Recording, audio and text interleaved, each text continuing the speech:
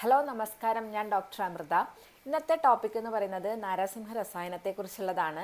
രസായനം എന്താണെന്ന് അതിനു മുമ്പ് ഞാനൊന്ന് പറയാം. രസായന ചികിത്സ എന്ന് പറയുന്നത് ആയുർവേദത്തിൽ അഷ്ടാംഗ ഹൃദയ ഉത്തരസ്ഥാനയിൽ പ്രത്യേകം പറഞ്ഞിട്ടുള്ളതാണ്. അതിലാണ് നാരസിംഹ രസായനത്തെക്കുറിച്ച് പറഞ്ഞിട്ടുള്ളത്. രസായന ചികിത്സ എന്ന് പറയുന്നത് നമ്മുടെ ബോഡി നറിഷ് ചെയ്യാനും നമ്മുടെ ധാതുസ്, അതായത് രസരക്തം, മാംസമേധ, അസ്ഥി, മജ്ജ, ശുക്ലധാതുക്കൾ നന്നായി നറിഷ് ചെയ്യുകയും അതുപോലെ തന്നെ നമ്മുടെ ബോഡി നല്ല സ്ട്രോങ് ആവുകയും നല്ലൊരു അസുഖങ്ങളില്ലാത്ത നല്ലൊരു ലോങ് ലൈഫ് ലഭിക്കാനും നല്ല മെൻ്റൽ ഹെൽത്തും കാർഡിയാക് ഹെൽത്തും അതുപോലെ തന്നെ അസുഖങ്ങളൊന്നുമില്ലാതെ ഒരു ലോങ് ലൈഫ് ലഭിക്കാനും ഏജിങ് പ്രോസസ്സ് സ്ലോ ആക്കാനും ഒക്കെ സഹായിക്കുന്ന ഒരു ചികിത്സയാണ് രസായന ചികിത്സ. ഇതിൽ പല രസായനങ്ങളും പറഞ്ഞിട്ടുണ്ട്. അതിലാണ് നാരസിംഹ രസായനവും പറഞ്ഞിട്ടുള്ളത്.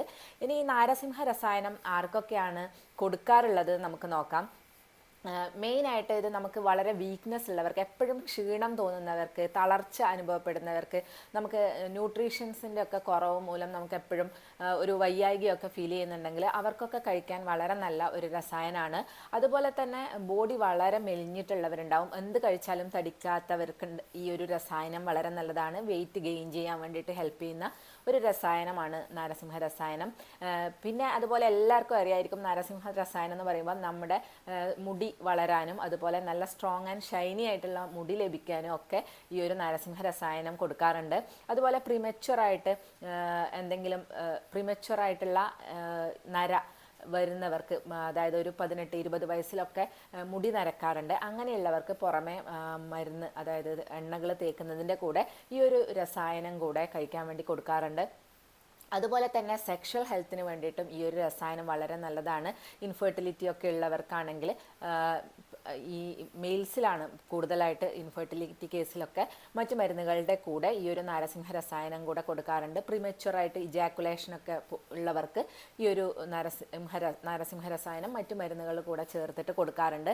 അതുപോലെ തന്നെ മെമ്മറി പവർ കൂട്ടാനും ഇൻ്റലിജൻസ് കൂട്ടാനും ഒക്കെ ഈ ഒരു മരുന്ന് കൊടുക്കാറുണ്ട്. അതുകൊണ്ട് തന്നെ പഠിക്കുന്ന കുട്ടികൾക്കൊക്കെ ഈ ഒരു മരുന്ന് കൊടുക്കാറുണ്ട്. ഒരു 10 വയസ്സ് മുതൽ ഉള്ള കുട്ടികൾക്കൊക്കെ ഈ ഒരു നാരസിംഹ രസായനം കൊടുക്കാറുള്ളതാണ്.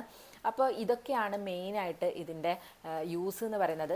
ഈ നാരസിംഹ രസായനത്തിൻ്റെ മെയിൻ ഇൻഗ്രീഡിയൻസ് എന്ന് പറയുന്നത് ഒന്ന് ത്രിബല, അതുപോലെ കയ്യോന്നി, ചേർക്കുരു, അതുപോലെ കൊടുവേലിക്കിഴങ്ങ്, കരിങ്ങാലിക്കാതൽ, നെയ്യ്, പാല്, ഇതൊക്കെയാണ്. വളരെ അയൺ റിച്ച് ആയിട്ടുള്ള ഒരു രസായനമാണിത്. അപ്പോൾ ഇത് നമ്മൾ ന്യൂട്രീഷൻ ഡെഫിഷ്യൻസി ഒക്കെ വന്നിട്ട് നമുക്ക് മുടി കൊഴിയാറുണ്ട്. സാധാരണ ഈ ഹോസ്റ്റലിലൊക്കെ നിൽക്കുന്ന കുട്ടികൾക്കൊക്കെ മുടി കൊഴിച്ചിൽ, അവർക്ക് വൈറ്റമിൻസും മിനറൽസും ഒന്നും അവരുടെ ഭക്ഷണത്തിൽ നിന്ന് വേണ്ടത്ര കിട്ടാതെ മുടി കൊഴിച്ചിലൊക്കെ ഉണ്ടാവാറുണ്ട്. അങ്ങനെയുള്ളവർക്ക് വളരെ നല്ലതാണ്.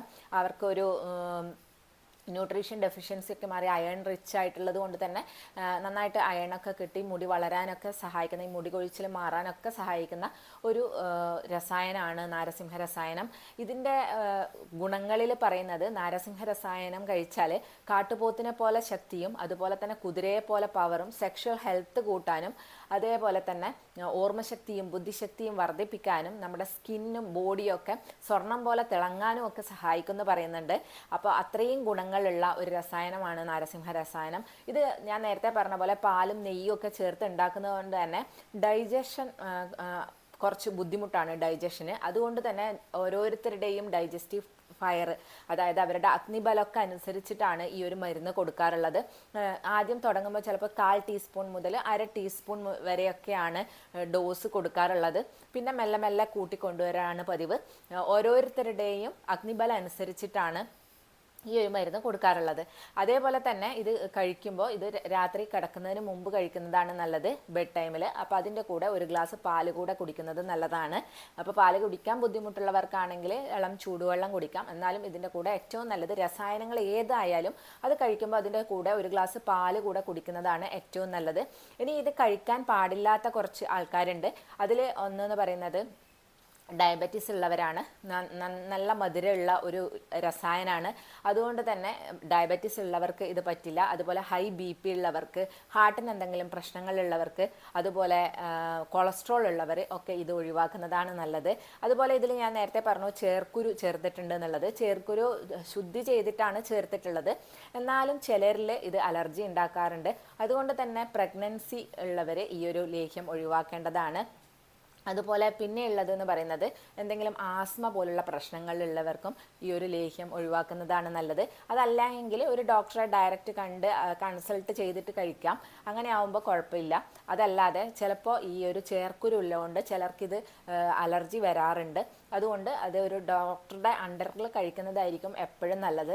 അതുപോലെ തന്നെ അമിത വണ്ണമുള്ളവർ കഴിക്കുന്നത് നല്ലതല്ല. നെയ്യും പാലും ഒക്കെ ഉള്ളത് കൊണ്ട് തന്നെ വണ്ണം കൂടാനുള്ള സാധ്യതയുള്ളത് കൊണ്ട് അമിത വണ്ണമുള്ളവരും ഈ ഒരു മരുന്ന് ഒഴിവാക്കുന്നതാണ് നല്ലത്. അതല്ലാതെ ഇതെല്ലാവർക്കും നമ്മുടെ ഓവറോൾ ഹെൽത്തിന് വേണ്ടിയിട്ടും ശരീര സൗന്ദര്യവും മുടിയുടെ സൗന്ദര്യവും ഒക്കെ സംരക്ഷിക്കാൻ വേണ്ടിയിട്ടും നമുക്ക് ഈ ഒരു മരുന്ന് കഴിക്കാവുന്നതാണ്. അതേപോലെ ഇത് ലേഹ്യമായിട്ട് കഴിക്കാൻ ബുദ്ധിമുട്ടുള്ളവർക്ക് ഇപ്പോൾ ക്യാപ്സ്യൂളായിട്ട് ഇത് അവൈലബിൾ ആണ്. അപ്പോൾ അങ്ങനെയുള്ളവർക്ക് ക്യാപ്സ്യൂളായിട്ട് ഇത് കഴിക്കാം. ലേഹ്യമായിട്ട് ചിലർക്ക് രസായനങ്ങൾ കഴിക്കാൻ വളരെ ബുദ്ധിമുട്ടുണ്ടാവും. പക്ഷേ ഇത് നല്ല ടേസ്റ്റ് ആയിട്ടുള്ള ഒരു രസായനമാണ്. വളരെ മധുരമുള്ള കുട്ടികൾക്കൊക്കെ കഴിക്കാൻ പറ്റിയിട്ടുള്ള ഒരു രസായനം തന്നെയാണ്. അപ്പോൾ അത് കഴിക്കാൻ ബുദ്ധിമുട്ടുള്ളവർക്കാണെങ്കിൽ ക്യാപ്സ്യൂൾ രൂപത്തിലും ഇപ്പോൾ അവൈലബിൾ ആണ്. അപ്പോൾ അത് കഴിക്കാവുന്നതാണ്. ഇനി ഇതിൻ്റെ ഒരു ഡ്യൂറേഷൻ എന്ന് പറയുന്നത് 1-2 മാസം എല്ലാവർക്കും കഴിക്കാം. 6 മാസം വരെ നമുക്ക് രസായനങ്ങൾ കഴിക്കാം. പക്ഷെ ഒരു ഗ്യാപ്പ് എടുത്തതിന് ശേഷം 1-2 മാസം കഴിച്ച് ഗ്യാപ്പ് എടുത്തതിന് ശേഷം നമുക്കത് കണ്ടിന്യൂസ് 6 മാസം കഴിക്കാം. എപ്പോഴും നല്ലത് ഒരു ഡോക്ടറെ കണ്ടിട്ട് കഴിക്കുന്നത് തന്നെയാണ്. ഞാൻ നേരത്തെ പറഞ്ഞ ചേർക്കുരു, കൊടുവേലിക്കിഴങ്ങ് പോലുള്ള ശുദ്ധി ചെയ്ത് ഉപയോഗിക്കുന്നതാണെങ്കിലും ചിലർക്കിത് പറ്റാതെ വരാറുണ്ട്. അതുകൊണ്ട് തന്നെ ഒരു ഡോക്ടറുടെ അണ്ടറിൽ കഴിക്കുന്നതായിരിക്കും എപ്പോഴും നല്ലത്. അതുപോലെ തന്നെ ഇതിൻ്റെ ഒരു പ്രശ്നം എന്ന് പറയുന്നത് ഡൈജഷന് വളരെ ബുദ്ധിമുട്ടുള്ളത് കൊണ്ട് ചിലർക്ക് ഇത് ഡൈജഷൻ ഇഷ്യൂസ് ഉണ്ടാക്കാനുള്ള സാധ്യതയുണ്ട്. അപ്പോൾ വളരെ ക്വാണ്ടിറ്റി കുറച്ച് കൊണ്ടുവന്ന് അത് ക്രമമായി കഴിക്കേണ്ടി വരും. അങ്ങനെയുള്ളവരൊക്കെ ഒരു ഡോക്ടറെ കണ്ടിട്ട് തന്നെ ഈ ഒരു മരുന്ന് കഴിക്കാൻ നോക്കുക. അപ്പോൾ ഈ ഒരു വീഡിയോ എല്ലാവർക്കും യൂസ്ഫുള്ളായി എന്ന് വിശ്വസിക്കുന്നു. അപ്പോൾ നമുക്ക് നെക്സ്റ്റ് ഒരു വീഡിയോയിൽ കാണാം. താങ്ക്